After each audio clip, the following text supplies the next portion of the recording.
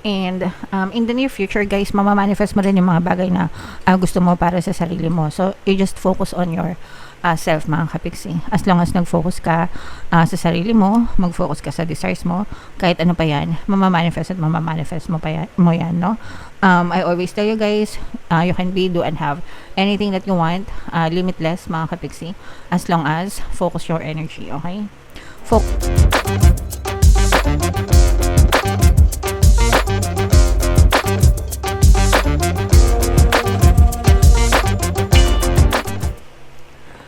Hello guys, hello Pisces, welcome back to Pinay Pixie Tarot. Ang pamagat ng episode natin for tonight is Story Mo Ba To? Ito isang timeless reading para sa Pisces, Sun, Moon, Rising Sign, and Venus. Sa reading na to guys, titingnan natin where you are right now, mga potential and challenges nyo, what you need to focus on, your past, present, and future energy guys, mga suggested approach, and yung potential future ng story nyo. So, shuffle natin yung cards, guys. Hanapin natin yung energy ng Pisces. Ito. So, Pisces, guys, kayo ay na-represent ng King of Cups sa ating spread.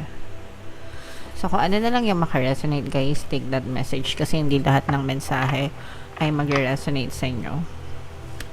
So, where you are right now, mga kapiksi, no?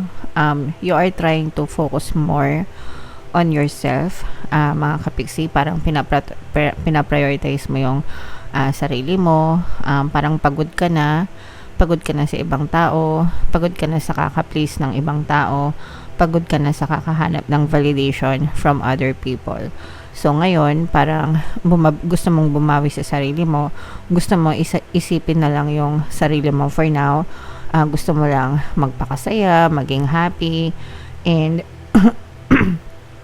if meron kayong mga emotional pain na pinagdaanan or pinagdadaanan, parang gusto mo na maayos na yon, masettle na yon, mga kapiksi. Alright? So, yung potential and challenges, ito nga guys, no, yung nakita natin na exhaustion, mga kapiksi. So, pagod na kasi kayo guys, no? Pagod na kayo sa kakaplease ng ibang tao, pagod na kayo na, basta, pagod na kayo.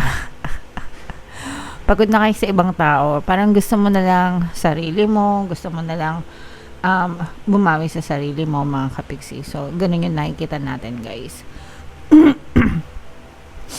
And what you need to focus on, mga kapiksi, is eto guys, nakikita natin na may masasabi at may masasabi pa rin yung ibang tao about you, no? And ganoon naman talaga guys, no?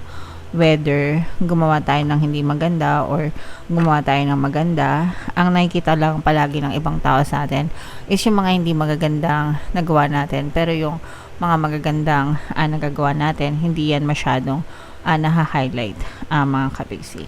So, people will talk about you if they want.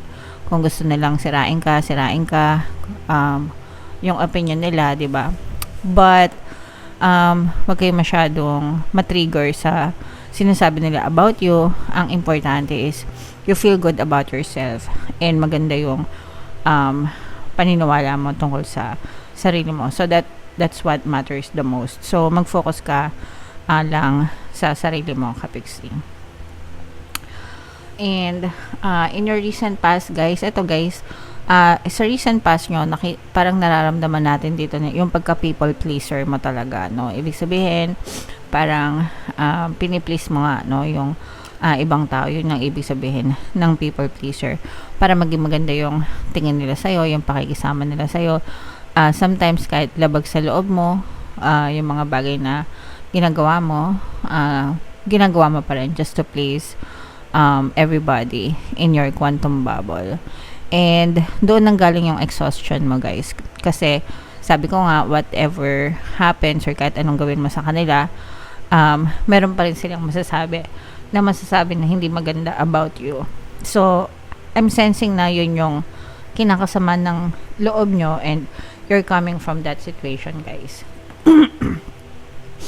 Yung greatest strength mo naman, mga kapiksi, is marami pa naman tao na pwedeng tumulong sa inyo, guys. So, there may be other people na hindi maganda yung ugali, but there are also people na maganda pa rin yung pakikisama sa'yo. So, sila yung sa kanila ka humuhugot ng lakas, mga kapiksi.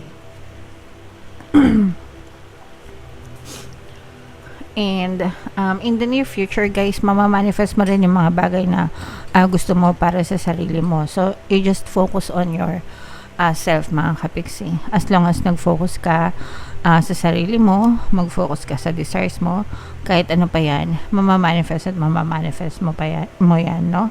I always tell you guys, you can be, do, and have anything that you want, limitless, mga kapiksi, as long as focus your energy, okay? Focus your attention, focus your energy.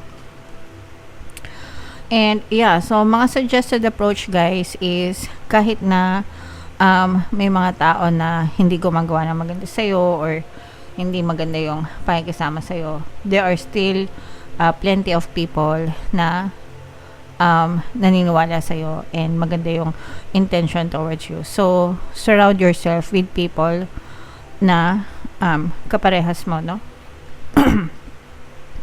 Yung hindi mo na sila kailangang i-please, yung mga tao na totoong na-appreciate ka for who you are.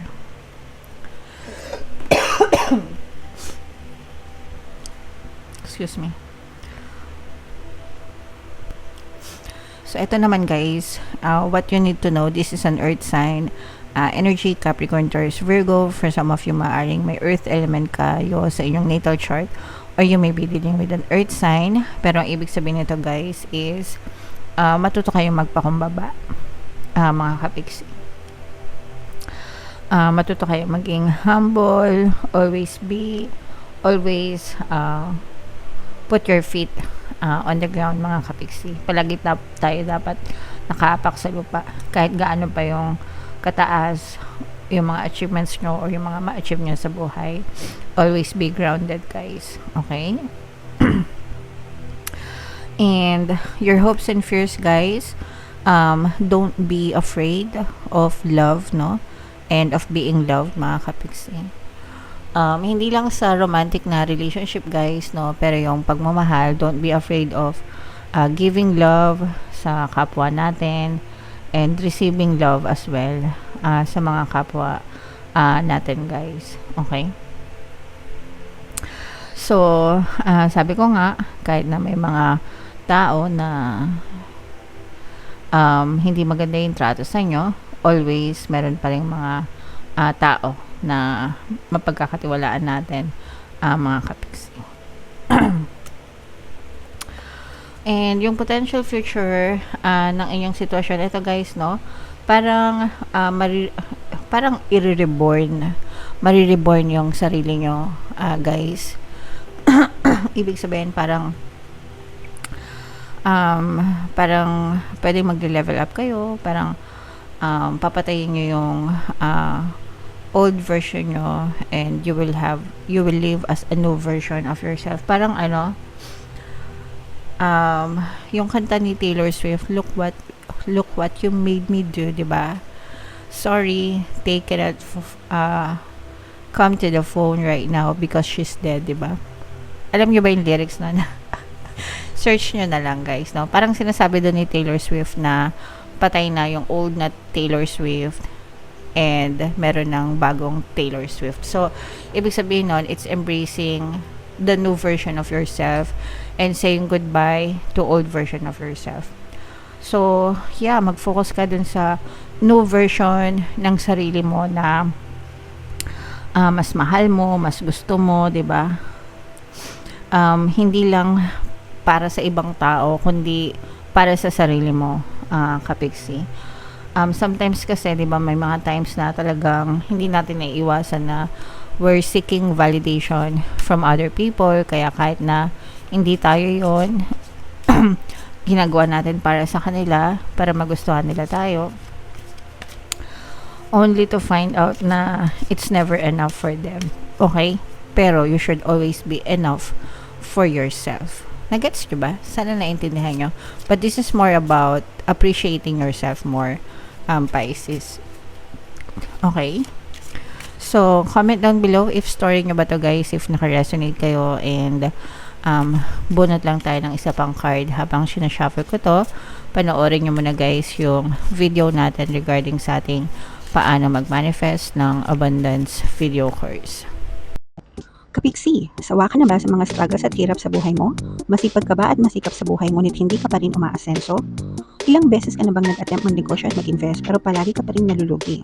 Sa pagkakataon na ito ay maaaring may subconscious beliefs ka na nagiging balakid sa iyong pag-unlad at pagyaman. Introducing, paano mag-manifest ng abundance video course. Dito ay matututunan mong ma-overcome ang mga balakid mo para tuluyan ka ng umunlad, umasenso, sumagana, maging matagumpay, successful at maswerte sa iyong kabuhayan, pera, trabaho, negosyo, salapi at kaperahan ng bonggang-bongga.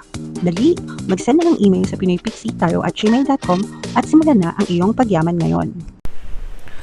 Alright, so sa lahat ng gusto mag-avail ng course guys, naka-flash sa screen nyo. Una, meron tayong paano mag-manifest ng abundance video course. Meron din tayong paano mawala ang third party at magkaroon ng harmonious na relationship. And meron din tayong paano pabalikin sa ex, revise breakup. Sa mga interesado guys, mag-send lang kayo ng email sa pinoypixitaro@gmail.com. So, ito yung ating additional message. You are healing. Okay? So, yun yung sinasabi natin na you are focusing on yourself, guys. And you are healing. Mula dito sa mga tao na, alam nyo yun, nakaranas ka ng mga hindi magaganda. So, yeah, when you're healing, guys, you just focus on yourself. And iba-iba tayo ng healing process. Depende kasi yan sa sugat or sa trauma na na-experience natin guys. Yung iba mabilis, yung iba matagal, but it's about a matter of accepting what is already done, 'di ba? Forgiving, syempre, forgive natin sila and forgive din natin yung sarili natin, mga kapiksi. So, basahin natin to guys. Healing happens in seasons. It can't be rushed or forced to fit a schedule. So often we curse the seeds that haven't taken root, failing to realize it's not their time. They need more water, sunlight, and care. Bullying ourselves block regeneration.